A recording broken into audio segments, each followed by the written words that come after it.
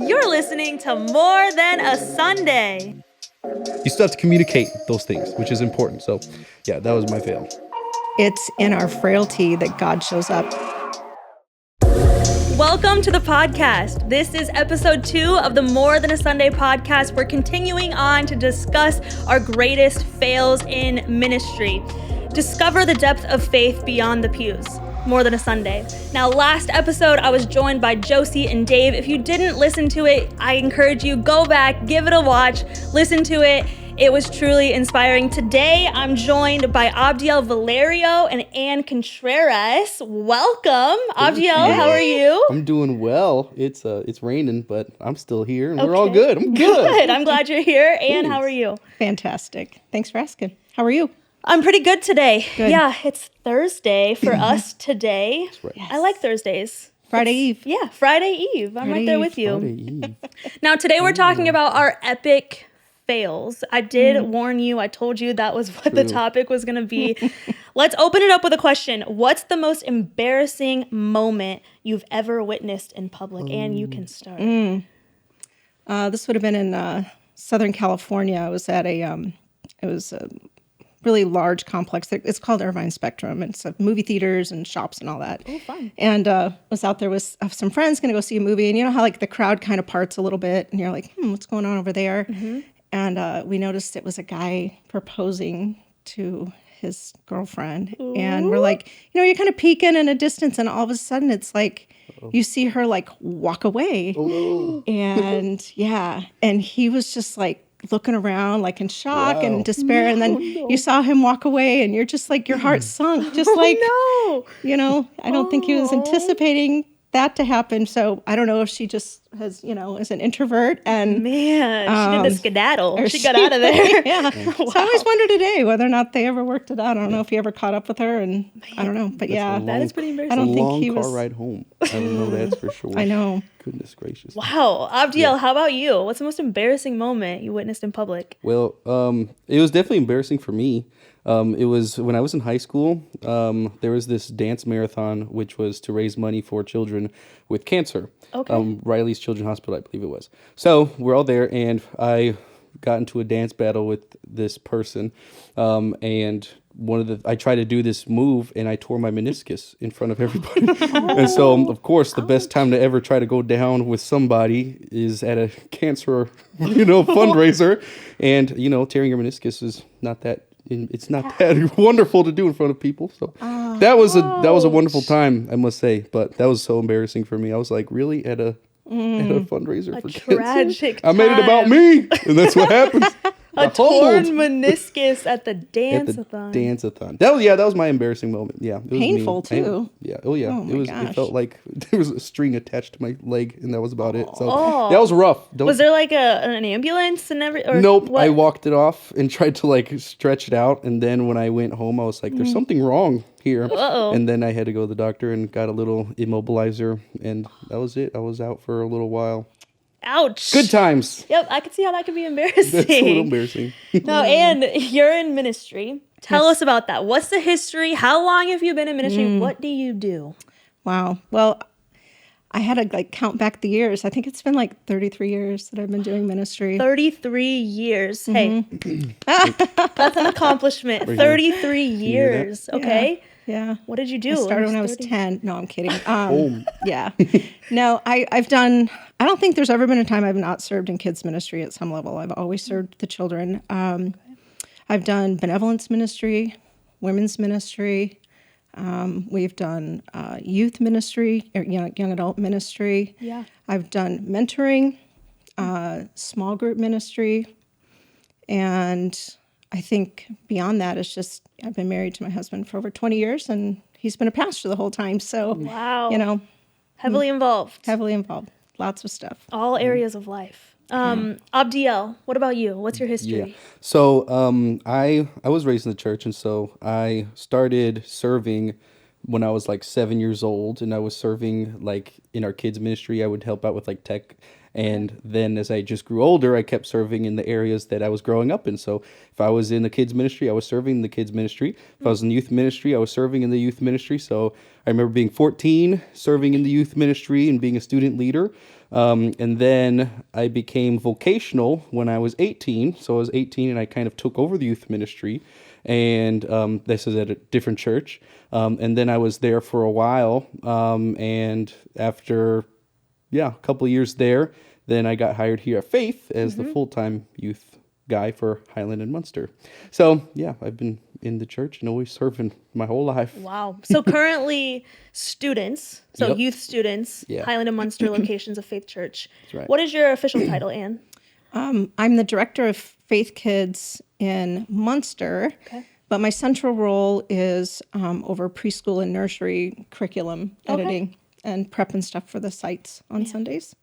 So both of you have a long history in ministry, vocational ministry, and I think that sometimes there can be this weird misconception that throughout your ministry career, you can consistently be like perfect. Like everything goes well, even on Sunday mornings. Everything is just seamless, and it's the church, and it's supposed to be perfect. But the problem with that is that it's full of humans, and we're all imperfect. So now we're gonna get a little vulnerable. It's gonna be all right. We're gonna make it through together. Would you mind sharing about a time in ministry when you massively failed? Abdiel, I'll go for you. Yeah, I would say, I would, starting with like one that was a little bit sillier. This past Sunday, we had a color war and we rented haystacks from a farm, a local farm, and we had about 10 haystacks and we stacked them on our leader's truck. And so we tried to wrap it with tarp and everything, and it was ready to go. But then right when we turned the corner going to Munster, that's where we were having this event at, the leader got out and asked his daughter, like, hey, how's the hay looking? And then she was like, Hey. well, there's half of it. Oh, no. And so and it was nice, and God is wonderful, because where it fell in the street, Okay. but it fell on the street of the corner of where we would turn in to get to the church. So at least we knew exactly where it was. Yeah. But we saw there was a huge buildup of traffic because of the hay falling. no. And so we went out there and took everything. And so that was a funny fail, and it definitely brought some people together to help bring that back up and clean up the fix it. mess. Yeah. But that was one. So that was funny and a little bit of a fail, but it was nice. It was funny. Yeah. And then I would say for another kind of fail for me is because of my own lack of like communication, lack of leadership. This was more last year. So everybody together for Faith Students Directors, we all meet together and talk about who's going on trips. And so this would have been 2 years ago when we had the Colorado Challenge, which is about a trip that's a week long, plus a middle school trip, which is another week long, and that one was in Michigan, and then a couple of other little activities.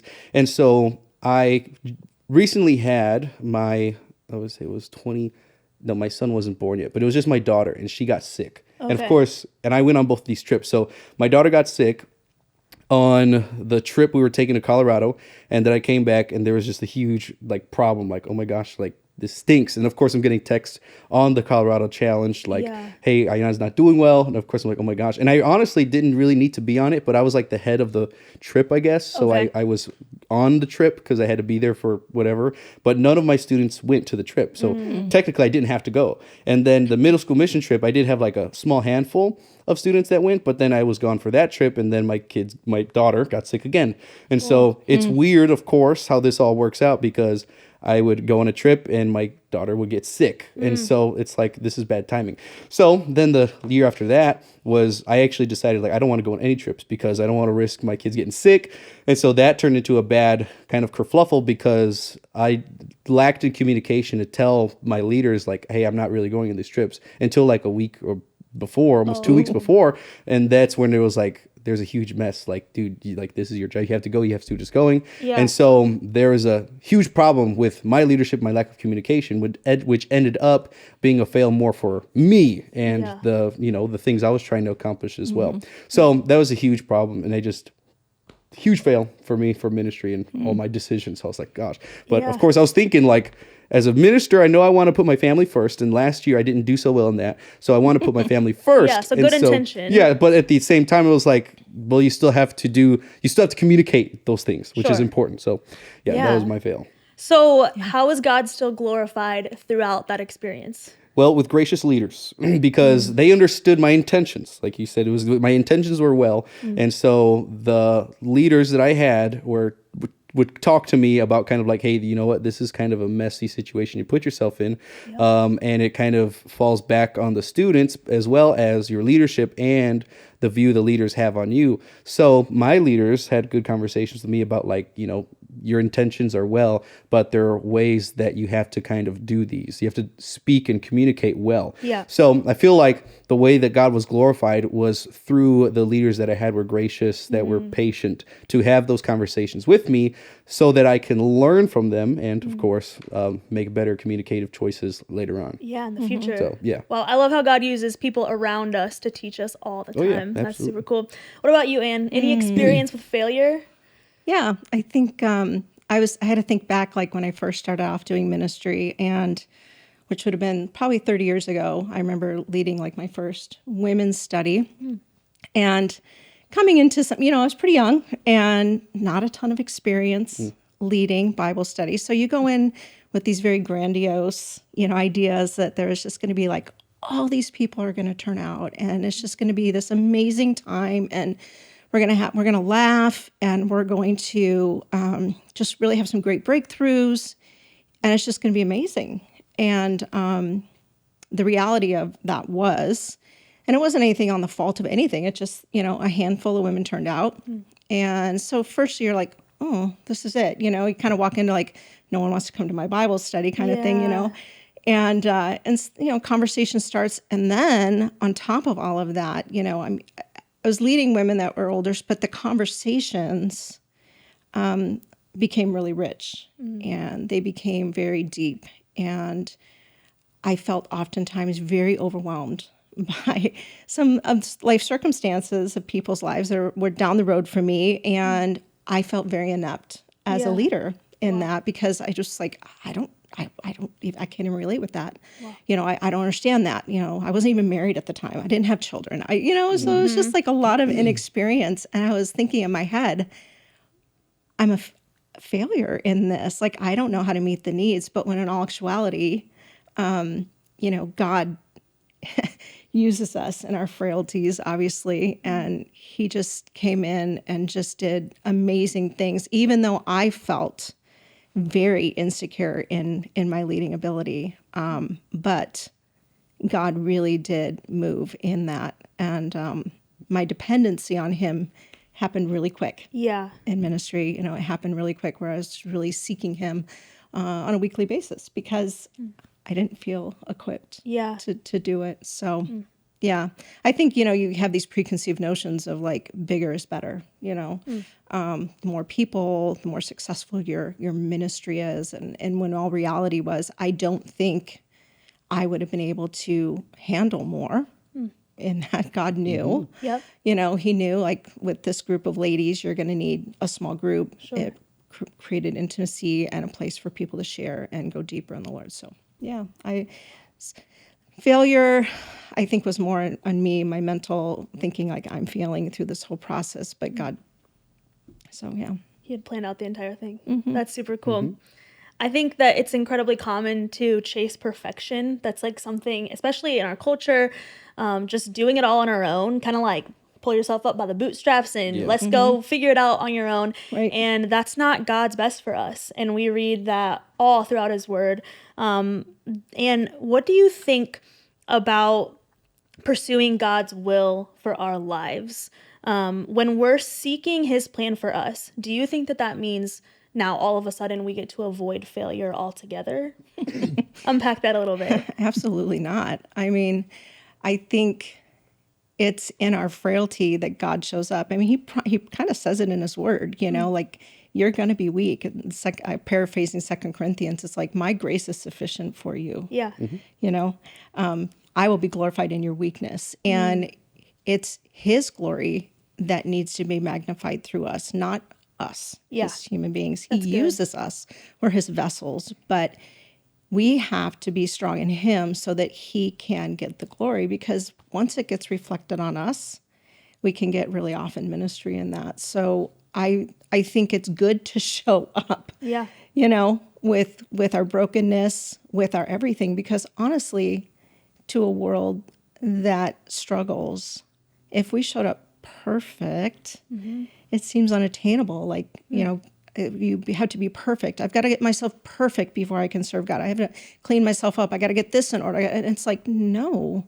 God does want us to grow up. He doesn't want to have us stuck, but he also wants to use our the things in us that are broken to be, so he's glorified. Does that make sense? That's really, really good.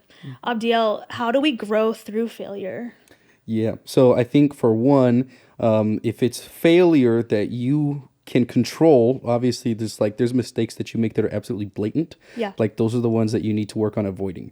But if there is unavoidable failures you make because you have a lack of knowledge, then there's the opportunity for you to grow and to take any kind of criticisms that you receive as opportunities for growth. Because I feel like the thing that I've been able to kind of grow in is being moldable. And so as a moldable human, you act as if you're clay, and the people around you who are good leaders, if you surround yourself with good people that are leaders, then you have the opportunity to be molded into something brilliant. And I think that's what, he is the potter and I am the clay. That's what we are, clay, and we have to be able to be moldable in order so that we can grow and be teachable, because we do make mistakes. And that's what I learned from my mistake.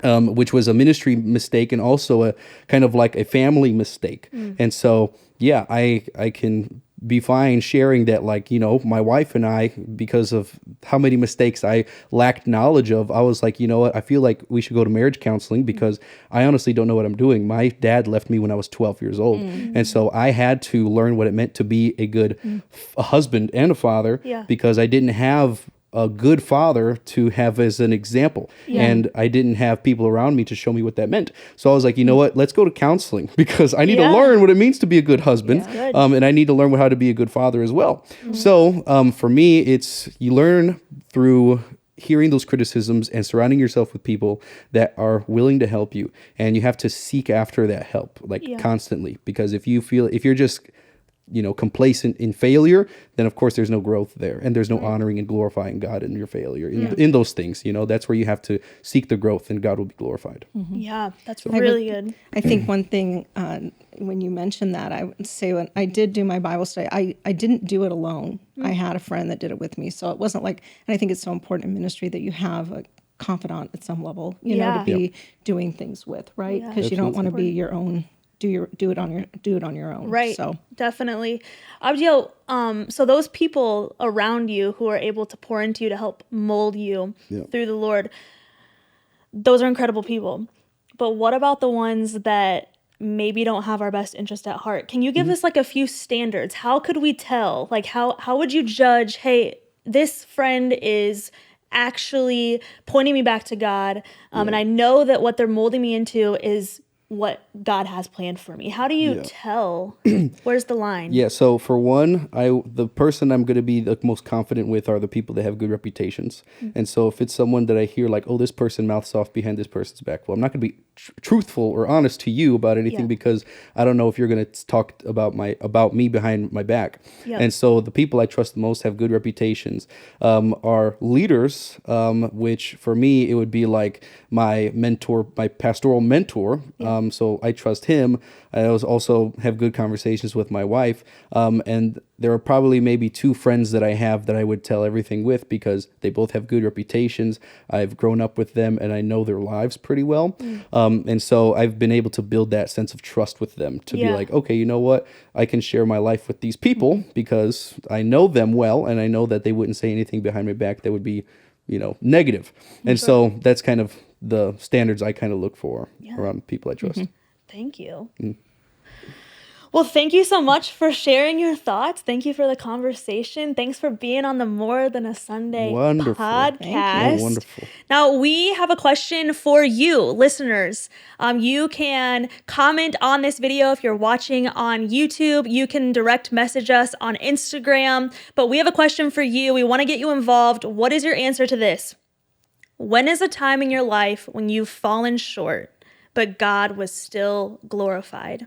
You can comment it below or send us a message on Instagram. Now, let's end it in a fun way. Abdiel, Anne, give me a random thought that you feel so passionately about that you just have to share. Absolutely. Mine's the toilet paper has to be over.